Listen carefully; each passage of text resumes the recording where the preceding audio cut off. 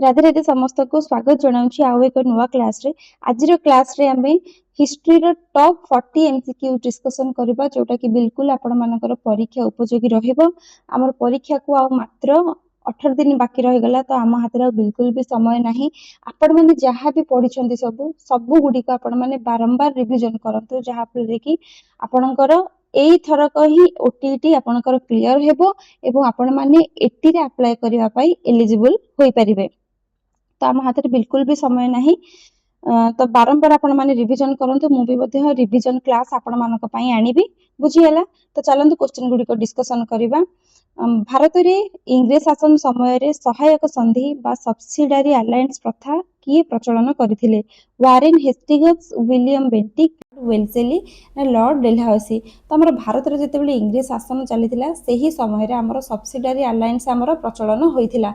तो ताकू हमर लॉर्ड वेल्सेली प्रचलन कराइथिले बुझियला। तो 1798 रु 1805 पर्यंत जाए हमर लॉर्ड वेल्सेली इंडिया रो गवर्नर जनरल हिसाब रे इंडिया रो गवर्नर जनरल थिले एवं से भारतीय स्वदेशी राज्य गुडी को ब्रिटिश साम्राज्य रो अधीन को आनिबा पई चेष्टा करथिले एवं निजर जो सामरिक शक्ति थिला ताहाको किबळी भाबरे से विस्तार करि परिबे सेतिपई से एही सब्सिडारी अलायंस गुडी को व्यापक भाबरे प्रचलन करथिले। बाकी हमर रहि गले वारेन हेस्टिंग्स हमर रिंग फेंस नीति आरंभ करथिले एवं हमर विलियम बेंटिक सतीदाह प्रथार उच्छेद करथिले राजा राममोहनकर सहायता रे एवं लॉर्ड डेलहाउसी हमर स्वत्व विलोप नीति को प्रचलन करथिले। बुझी परिले तो चारिटी जाक ऑप्शन आपण मानक पई मु कहि देली। चारटा जाक ऑप्शन ही आपण मानक पई इंपोर्टेंट रहिबो।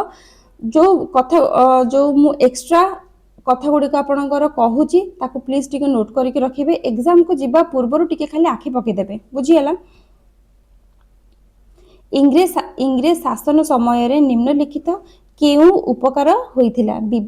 विचार विभागीय संस्कार, सामाजिक संस्कार, जोगाजोग और परिवहन सुविधा ना उपरोक्त समस्त? तो हमर सठिक आंसर पिले माने एठी हे जिबा उपरोक्त समस्त। इंग्रेज शासन समय रे हमको विचार विभागीय संस्कार क्षेत्र रे, सामाजिक संस्कार क्षेत्र रे एवं जोगाजोग परिवहन क्षेत्र रे हमको सब प्रकार रो उपकार मिलिथिला बुझियला। तो हमर जो विचार विभागीय संस्कार रही गला एही क्षेत्र रे हमर जो वारेन हेस्टिंग्स एवं लॉर्ड कॉर्नवालिस थिले तांको समय रे से प्रति जिल्ला रे सिविल बा देवानी फौजदारी बा क्रिमिनल जो कोर्ट सब थिला से माने मिसिकी ही सेही समय रे प्रतिष्ठा सब करिथिले बुझियला।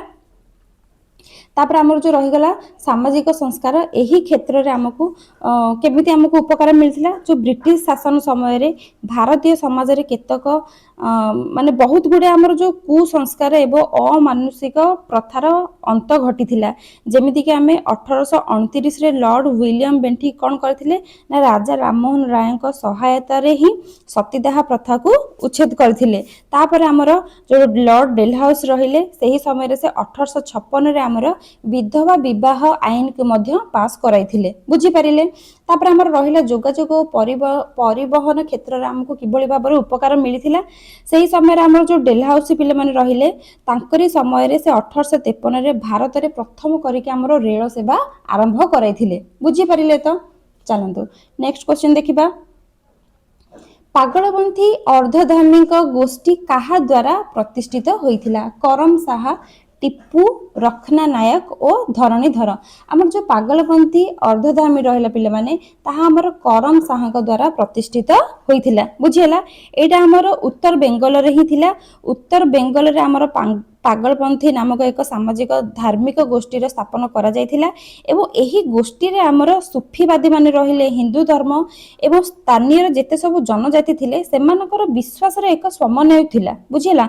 जहा फल रे कोन ना मानवर समानता और अहिंसा उपरे एही सब आधारित होइथिला बुझी परिले। तो तले जो टिप्पू साहा हमर रहिले पिले माने से करम साहांकर पुत्र थिले। टिप्पू साहा जो रहिले करम साहांकर पुत्र थिले। तो ऑप्शन ए हे जिवो एठी हमर सटीक आंसर।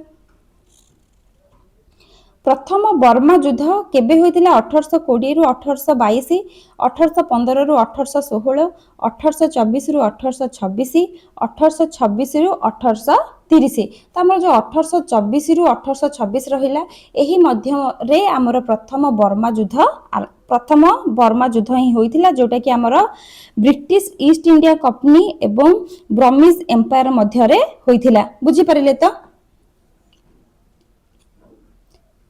भेलुथाम्पी किए थिले ट्राभेरांक राज्यर प्रधानमंत्री कालीकोटर राजा विजयनगर जमीदार ना नायक वंशर राजा तो भेलुथाम्पी आमर थिले ट्राभेंकर राज्यर प्रधानमंत्री बुझीला ए जो भेलुथाम्पी आमर थिले तांकर पूरा नामटा थिला कोन भेलायुधन चेम्पा कारणम थाम्पी से केरल प्रधानमंत्री थिले बुझी परिले ऑप्शन ए हे जिवो एठी हमर करेक्ट आंसर खोर्धा अंचल रे पाइक विद्रोह केबे होइतिला 1815 1816 1817 ना 1818 तो केबे होइतिला हमर 1817 मसिया रे ही खोर्धा अंचल रे पाइक विद्रोह होइतिला जोटा कि हमर ओडिसा रो खोर्धा रो आरंभ होई कि पुरी पिपिली बाणपुर एवं कटक रो केते गुडे अंचल रे ही एहा व्यापी थिला बुझी परिले तो ऑप्शन सी हे जिवो एठी हमर करेक्ट आंसर निम्नलिखित केउं घटनाटी गांधीजी को आंदोलनात्मक कार्य सहित जोड़ित नथिला चौरी चौरा घटना एटा हमर गांधीजी कर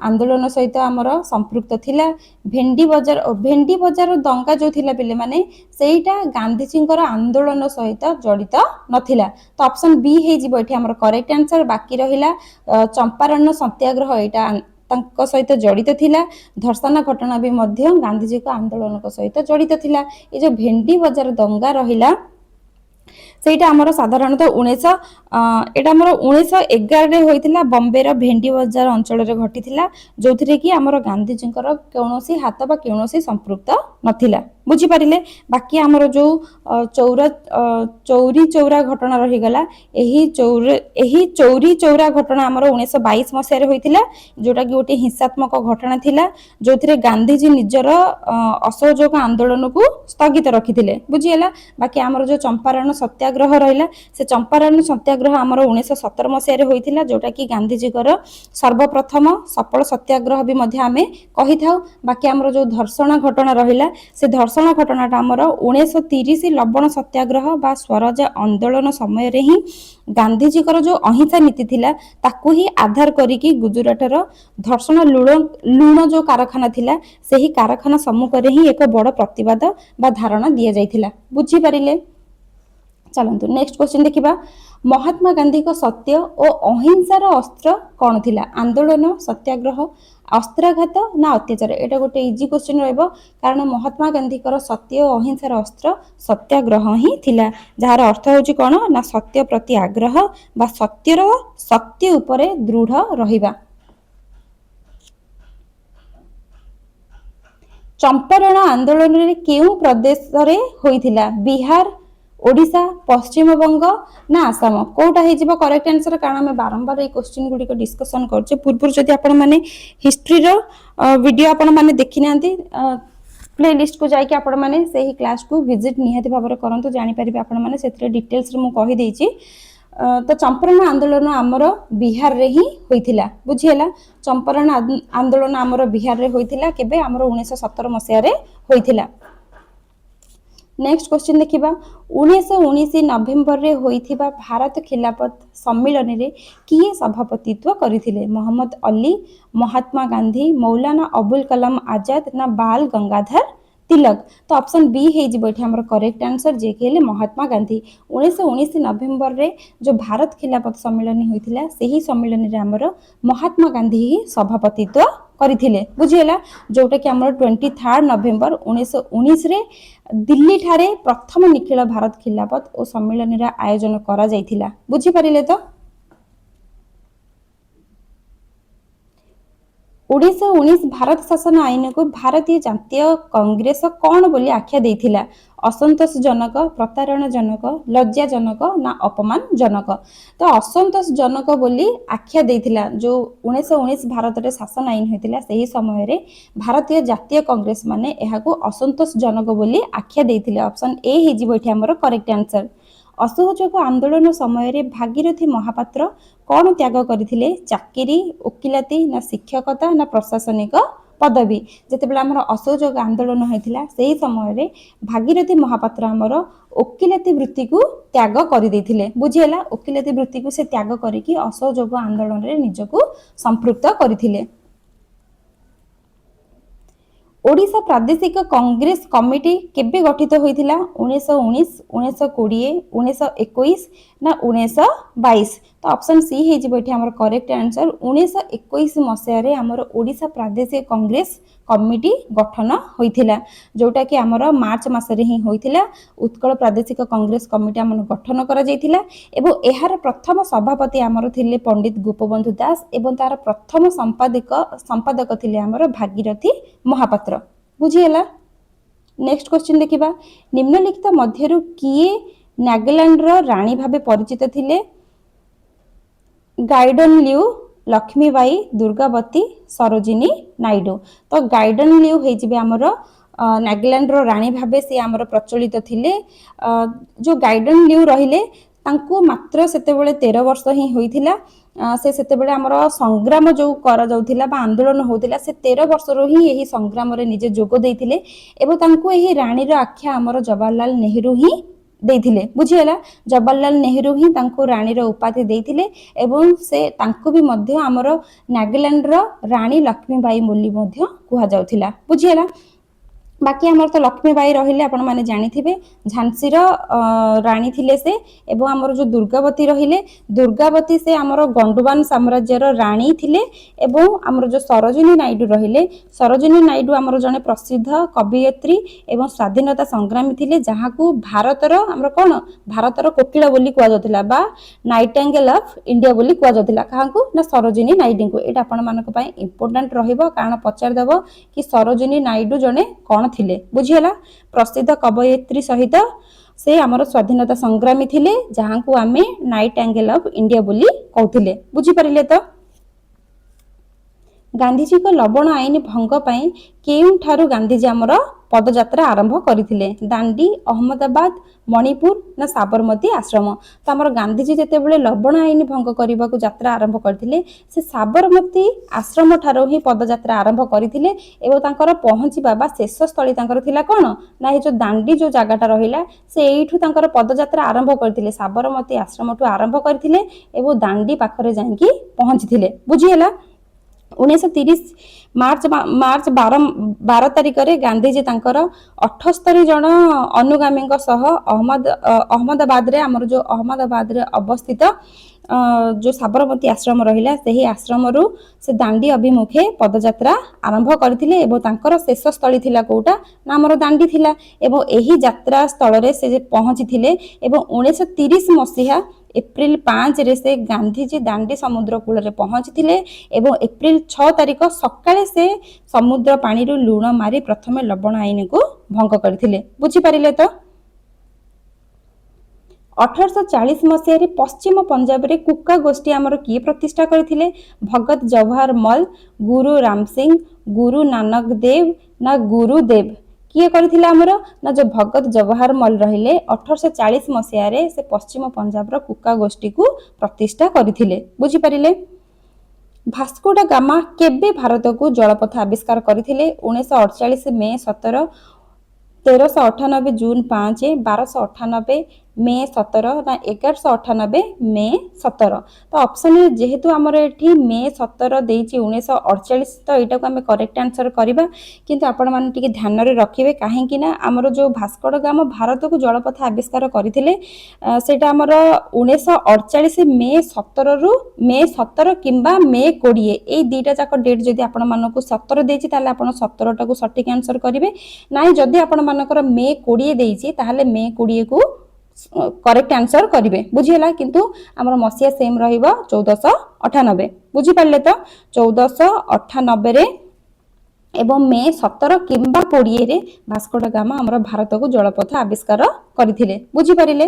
आपण माने तो वीडियो देखुछंती लाइक भी करू नाहंती सब्सक्राइब भी मध्य करू नाहंती किंबा कमेंट सेक्शन में भी जणाउ नाहंती कि आपनकर आ कोन कोन को रिलेटेड आपण मानकर वीडियो दरकार जदि वीडियो को आपनको पसंद आसुची तबे प्लीज लाइक करंतु एवं निहाती भाबरे चैनल सहित जोड़ी हुवंतु काहे कि ना मो आगो को आपण मानकर पीओ क्लास करबा को जाउची आमर जेमिति ओटीटी एग्जाम कंप्लीट हे जिवो तापरे आमे पीओ क्लास भी मध्य स्टार्ट करिबा बुझियला। फरासी ईस्ट इंडिया कंपनी आमर केबे प्रतिष्ठा होइथिला 1600 ख्रीष्टाब्द ना 1664 ना 1616 ना 1500 93। तो आम जो 1664 मसीहा रहा से मसीह आमर फरासी ईस्ट इंडिया कंपनी प्रतिष्ठा होइथिला जोटा कि आमर लंडन ठारे प्रतिष्ठा होइथिला बुझीगला। नेक्स्ट क्वेश्चन देखिबा फरासी माने भारत रे प्रथमे केउठारे कारखाना स्थापन करथिले सूरत मुस्लिमपट्टम सांथम ना पंडिचेरी। तो फरासी माने हम भारत रे जो कारखाना प्रस्तुत स्थापन करथिले ताहा हमर प्रथमे सूरत ठारे स्थापना करथिले बुझी परिले। तो एटा हमर 1667 मसिया रे होइथिला जोटा कि हमर गुजरात रे ही स्थापन कराइथिला। तो गुजरात रे हमर सूरत अछि सेही ठारे ही हमर प्रतिष्ठा करा जाइथिला एही कारखाना को बुझी परिले। बाकी हमर जो रही गला मुस्लिम पट्टम ए जो मुस्लिम पट्टम रहिला एहा से मानकर सेकेंड का माने द्वितीय कारखाना थिला जोटा कि हमर 1669 ख्रीष्टाब्द रे होइथिला। माने जेते बेले से प्रथमे सूरत रे कारखाना तयारी करथिले केते मसिया रे हम 1617 मसिया रे करथिले तार 2 वर्ष परे से द्वितीय कारखाना भी मध्य स्थापन करथिले जोटा कि थिला कोठी ना हमर मुस्लिम पट्टम रे थिला जोटा आंध्र प्रदेश रे बुझी परिले।